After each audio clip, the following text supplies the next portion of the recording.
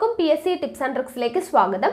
നമ്മൾ ഇന്ന് നോക്കാൻ പോകുന്നത് LDC മെയിൻസ് പരീക്ഷ എഴുതുന്നവരും അതുപോലെ തന്നെ LGS മെയിൻസ് പരീക്ഷ എഴുതുന്നവരും ഇനി അങ്ങോട്ടുള്ള ദിവസം എന്തൊക്കെ കാര്യങ്ങൾ ശ്രദ്ധിക്കണം എന്നുള്ളതിനെ കുറിച്ചും അതുപോലെ തന്നെ ഡിഗ്രി ലെവൽ പ്രിലിംസിന് +1 +2 പാഠപുസ്തകത്തിൽ നിന്നാണ് കൂടുതൽ ചോദ്യങ്ങൾ പ്രസ്താവനയുടെ രീതിയിലുള്ള ചോദ്യങ്ങൾ വന്നിട്ടുള്ളത് എന്നുള്ളത് അറിഞ്ഞിട്ട് ഇനി LDC മെയിൻസിനും LGS മെയിൻസിനും ഒക്കെ +1 +2 ടെക്സ്റ്റ് ബുക്കുകൾ പഠിക്കണോ എന്ന് ഒരുപാട് പേർക്ക് സംശയമുണ്ട്.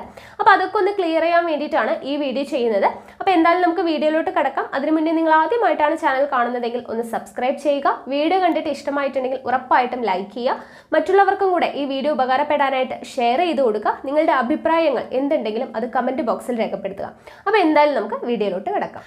LDC മെയിൻസ് അതുപോലെ തന്നെ LGS മെയിൻസ് പരീക്ഷയ്ക്ക് ഇനി കുറച്ച് ചുരുങ്ങിയ ദിവസങ്ങൾ മാത്രമേ ഉള്ളൂ.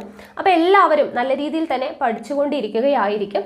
അപ്പോൾ കുറച്ച് ദിവസമായിട്ട് ഡിഗ്രി ലെവൽ ആദ്യഘട്ട പരീക്ഷ പ്രിലിമിനറിയുടെ 30-ാം തീയതി നടന്ന പരീക്ഷയിൽ +1 +2 ടെക്സ്റ്റ് ബുക്കിലെ പാഠഭാഗങ്ങളിൽ നിന്നും ക്വസ്റ്റ്യൻസ് വന്നിട്ടുണ്ടായിരുന്നു.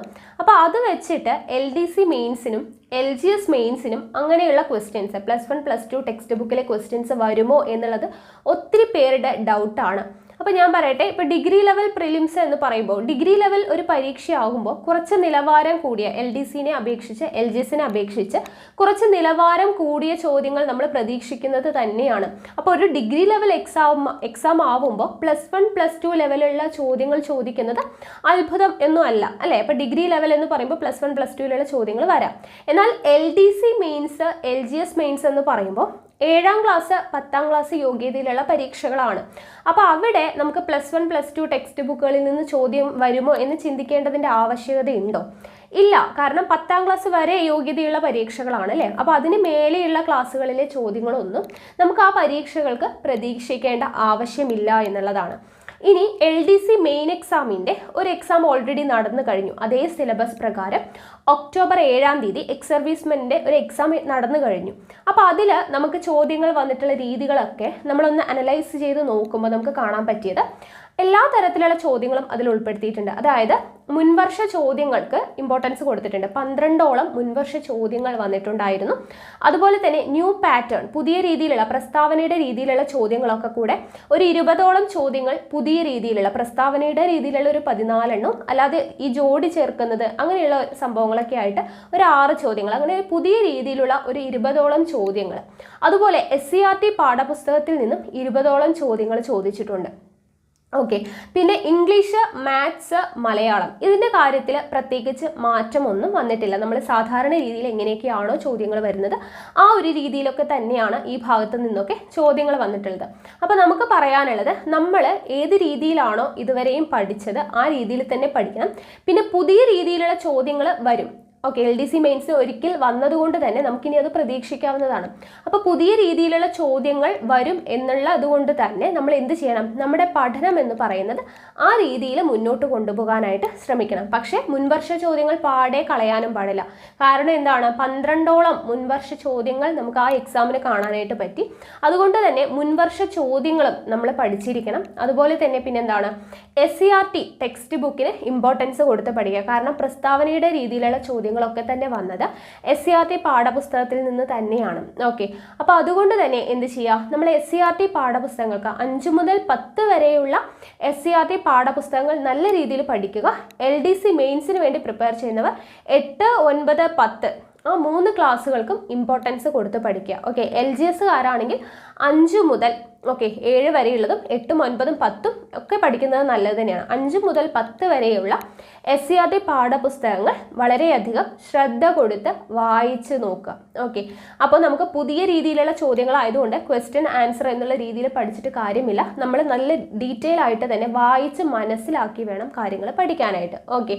പിന്നെ മാത്സ് പറയാനുള്ളത്, മാത്സ്, മലയാളം, ഇംഗ്ലീഷ് ഈ ഭാഗത്ത് നിന്ന് എന്നും ചോദിക്കുന്ന സ്ഥിരം ചോദിക്കുന്നത് പോലുള്ള ചോദ്യങ്ങൾ തന്നെയാണ്. അപ്പോൾ നമുക്ക് ഷുവർ ആയിട്ടും ഉറപ്പിക്കാൻ പറ്റുന്ന മാർക്കാണ് മാത്സ്, മലയാളം, ഇംഗ്ലീഷ് എന്ന് പറയുന്നത്. അപ്പോൾ LDC മെയിൻസ് എഴുതുന്നവർ മാത്സ്, മലയാളം, ഇംഗ്ലീഷ് എന്ന് പറയുന്ന ഭാഗം കംപ്ലീറ്റ് ആയിട്ട് തറവായിട്ട് നല്ല രീതിയിൽ പഠിച്ചെടുത്ത് കഴിഞ്ഞാൽ ആ ഭാഗത്ത് നിന്നും നല്ലൊരു മാർക്ക് സ്കോർ ചെയ്യാനായിട്ട് പറ്റും. ആകെ നമുക്ക് തെറ്റുപറ്റാവുന്ന ഒരു ഏരിയ എന്ന് പറയുന്നത് പുതിയ രീതിയിലുള്ള ചോദ്യങ്ങൾ വായിച്ച് മനസ്സിലാക്കാനായിട്ട് കുറച്ച് സമയമെടുക്കുന്നത് കൊണ്ട് ആ ഭാഗത്ത് നിന്നായിരിക്കും നമുക്ക് മാർക്ക് പോകാനായിട്ട് ചാൻസ് ഉള്ളത്. അപ്പോൾ നമ്മൾ എന്ത് ചെയ്യാതെ SCRT പാഠപുസ്തകങ്ങൾക്ക് ഇമ്പോർട്ടൻസ് കൊടുത്ത് കുറച്ച് നല്ല രീതിയിലൊന്ന് വായിച്ച് നോക്കിയാൽ നമുക്കത് കിട്ടും. പിന്നെ മുൻവർഷ ചോദ്യങ്ങളാണ്. അപ്പോൾ മുൻവർഷ ചോദ്യങ്ങൾ നല്ല രീതിയിൽ നോക്കുക. അതുപോലെ മാത്സ്, മലയാളം, ഇംഗ്ലീഷ് ആദ്യം പഠിച്ച് കംപ്ലീറ്റ് ചെയ്യാനായിട്ട് നോക്കുക.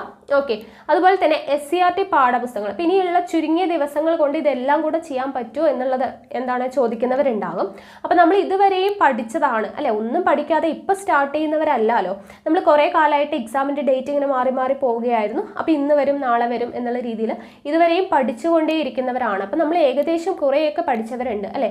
ഒരു 40% സിലബസ് കംപ്ലീറ്റ് ചെയ്തവരുണ്ടാകും, 70% കംപ്ലീറ്റ് ചെയ്തവരുണ്ടാകും, 90%ഓളം കംപ്ലീറ്റ് ചെയ്തവരുണ്ടാകും. അപ്പോൾ എങ്ങനെയായാലും കുറേ കാര്യങ്ങളൊക്കെ നമ്മൾ പഠിച്ചിട്ടുണ്ട്. ഓക്കെ, ആ പഠിച്ച കാര്യങ്ങളൊക്കെ റിവൈസ് ചെയ്യുക. SCRT പാഠപുസ്തകങ്ങളൊന്ന് വായിക്കുക. ഒരു ദിവസം ഞാൻ ഇത്ര ചാപ്റ്റർ വായിക്കും, അങ്ങനെ ഒരു കണക്കൊക്കെ വെച്ചിട്ട് വായിച്ച് തീർക്കാനായിട്ട് ശ്രമിക്കുക. ഓക്കെ ആണല്ലോ. അപ്പോൾ ഇത്രയും കാര്യങ്ങൾ ശ്രദ്ധിക്കുക. LGS മെയിൻസ് എഴുതുന്നവരുടെ കാര്യമാണെങ്കിലും GK, കറണ്ട് അഫയേഴ്സിന് ഇമ്പോർട്ടൻസ് കൊടുക്കണം. ഓക്കെ, LDC മെയിൻസിനായാലും LGS മെയിൻസിനായാലും കറണ്ട് അഫയേഴ്സിൻ്റെ കാര്യം അറിയാലോ അല്ലെ, 20 മാർക്കിനാണ് വരുന്നത്. അപ്പോൾ അത്രത്തോളം ഇമ്പോർട്ടൻസ് കൊടുത്തിട്ട് കറണ്ട് അഫയേഴ്സ് പഠിക്കാനായിട്ട് ശ്രമിക്കുക. അപ്പോൾ നിങ്ങൾ ആ ഒക്ടോബർ 7-ാം തീയതി നടന്ന LDC മെയിൻസിൻ്റെ ആ പരീക്ഷയുടെ കറണ്ട് അഫയേഴ്സ് ഒക്കെ ഏത് രീതിയിലാണ് വന്നത് എന്നൊക്കെ കണ്ടതാണ് അല്ലേ. അപ്പോൾ ആ ഒരു രീതിക്ക് നമ്മൾ കറണ്ട് അഫയേഴ്സ് ഒക്കെ ഒന്ന് പഠിച്ചു പോകാനായിട്ട് ശ്രമിക്കുക.